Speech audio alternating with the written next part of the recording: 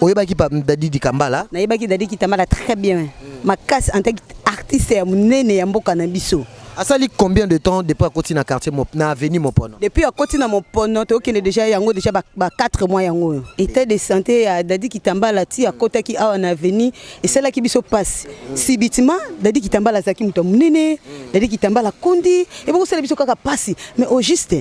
Dadi Kitambala comme na ba niveau oyo ndenge nini nzambe et bango lekela biso makasi vraiment.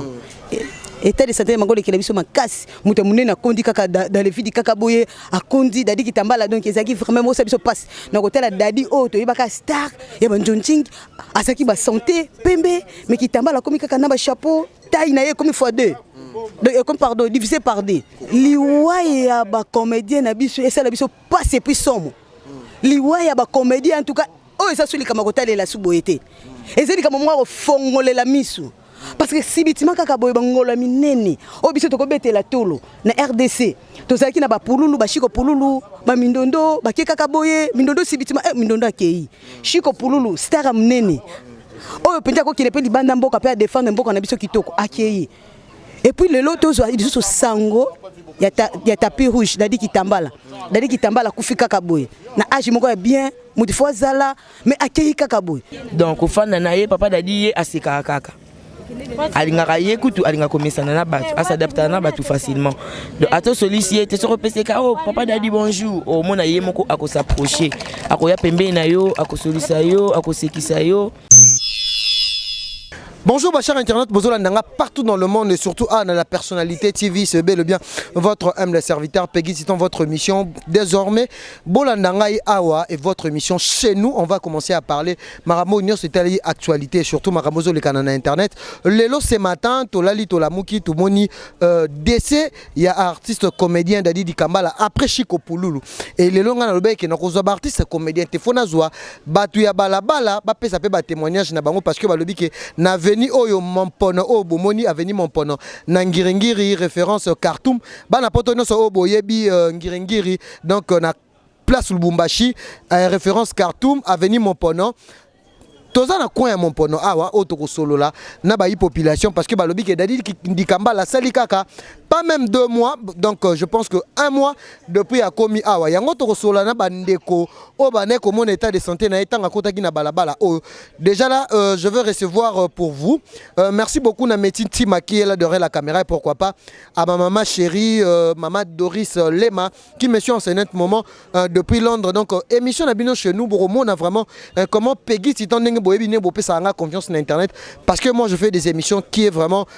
très efficace et en plus oh et c'est bino bandeko oh bobenga biso bandeko no so beling bobenga numéro affiché na numéro il y a Meti Tima yem tarbono pesa bino numéro pepo na pesa ba critère nena si bino tozana balabala Mopono on a zo déjà bandeko ba voisin na ba voisine bato bazaka na kati ya quartier bisika ndeko na biso akota ki bonjour sœur. Bonjour. Yo fanda wapi? Nga fanda ana Mopono. Numéro combien? Numéro 19. Ba imboka bazolanda yo bandeko bazolanda partout dans le monde. Oyebaki pa Dadi Dikambala. Nayebaki Dadi Kitambala très bien. Ma casse en tant qu'artiste ya munene ya mboka na biso. Asali combien de temps depuis à côté na quartier na avenue Mopono? Depuis à côté na Mopono, to okene déjà yango déjà ba 4 mois yango. État de santé à Dadi Dikambala tanga kota ki na sur que bino ba quartier boane komone parce que boza ba voisin na ba voisine donc état de santé ndenge yo monela ki état de santé nezaki. État de santé à Dadi Kitambala ti à kota ki awa na avenue et celle qui biso passe. Si bitima Dadi Kitambala zaki muto munene, Dadi Kitambala kondi et beaucoup celle biso kaka passe mais au juste Dadi Kitambala comme na ba niveau oyo ndenge nini nzambe et bango lekela biso makasi vraiment état de santé mango lekela biso makasi muto munene akondi kaka dans les vides kaka boye akondi Dadi Kitambala donc ezaki vraiment mo biso passe na côté la Dadi auto yebaka star ya banjonching asaki ba santé pembe mais Kitambala comme kaka na ba chapeau taille na ye comme x2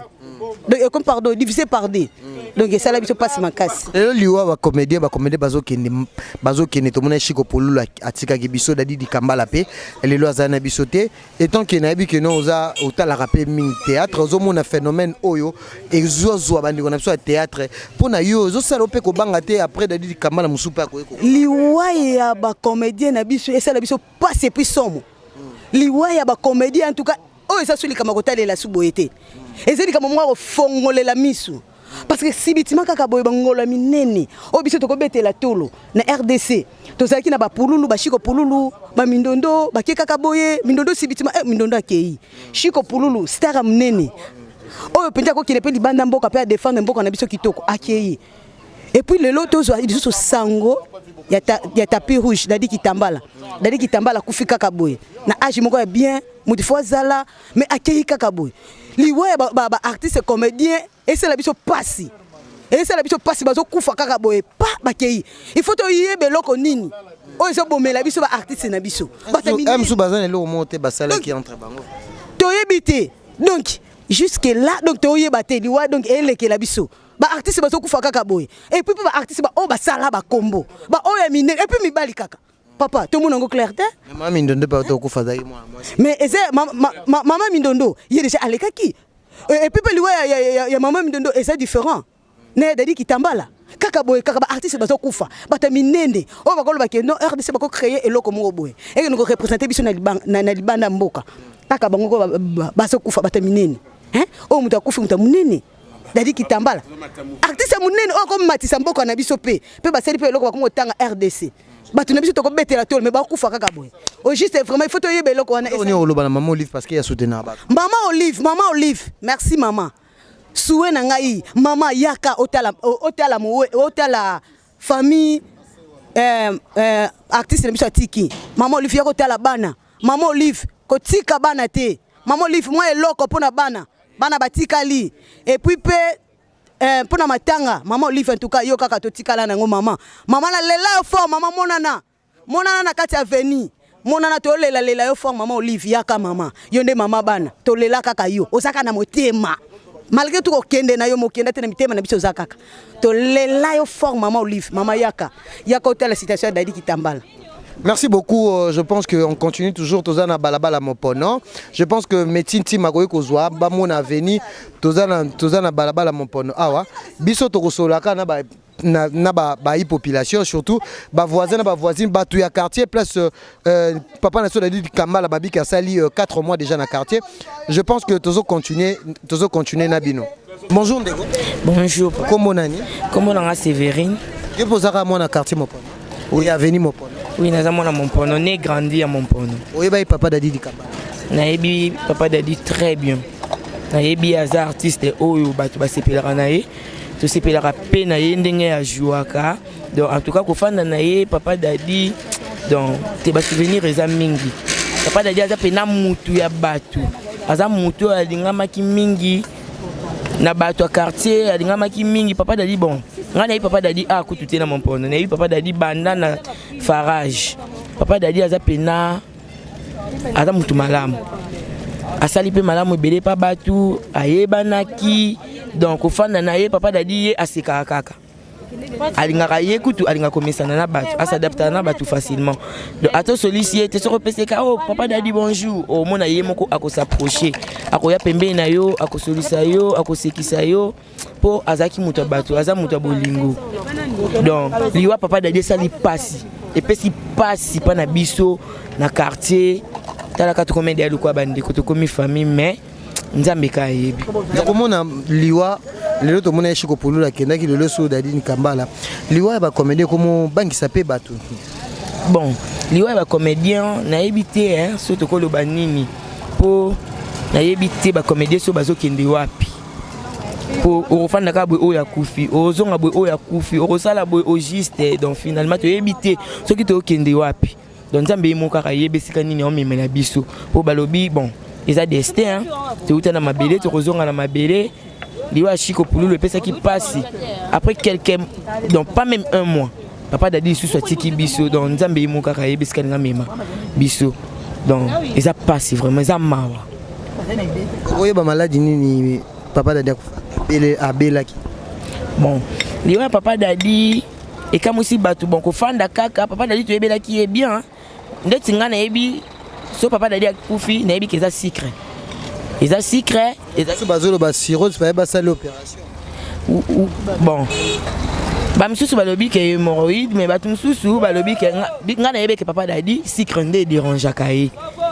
na tension pe koma ki kokita donc o nga na ebi yango wana pona papa Dadi mais oyo ezaki bato mosusu balobi balobaki basalaki boye wana ntango mosusu motu akoyeba maladi mingi oyo papa dadi akufeli eza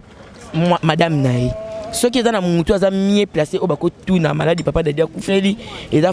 mwasi na ye mwana na ye aza wana dona famille na ye nde bakoki koyeba. Tiki bana combien?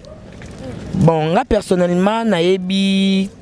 nombre ya bana oyo papa dadi atiki te. Bano banaye komona baza bano na bande komona donc namona bana papa dadi mibale namona jeune fille na ye namona na moko ya mobali to bande kozala na ye jeune garçon na ye to bande kozala ne kutu mingi na bolafa o nga na mona o nga na yebi bawana esili po jeune fille na ye to kutana nga na ye pa kumwa papi ezalaki na rendez-vous moko tozalaki nango po kumwa papa aza oncle na nga nakendaki pa oncle nakutani na jeune fille ya papa dadi nakutani pe na papa dadi tosololi kutu nga oncle na nga atika nga na maboko ya papa dadi ayebisi papa dadi mwana ngai Sévérine ye pe asalaka mosala oyo bon natikeli yo ye o encadre ye ndeti bokenda banjonjingi bongo encadre nga Sévérine une fois susu nakutana na papa dadi na tournage ya papa Edo Kaungu papa Edo autaki France autaki Suisse tanga ye abengi nga nakendaki wana nde nakutanaki na papa dadi donc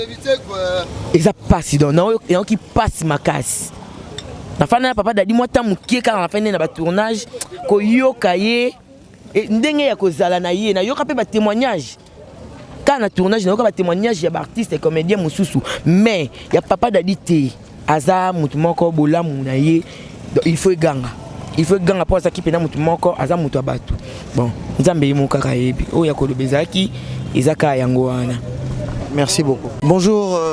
bonjour Ngambe. Ouais, bonjour Ndegonanga Tutan. Nabi que yo oza comédien, oza pe journaliste, chroniqueur à internet, mais nabi que yo banoza trona na Dadi Kambala. D'abord liwa ya Dadi Kambala prêcher ko pololo. Analyse ni osali.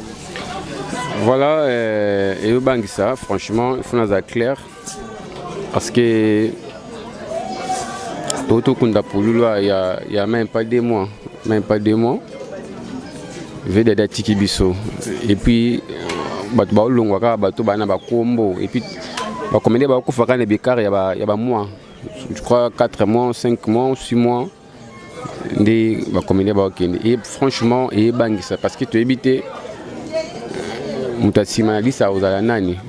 nga nazaki informé lobby parce que nga nazaki ya depuis butu je crois na longwa ba 3h du matin.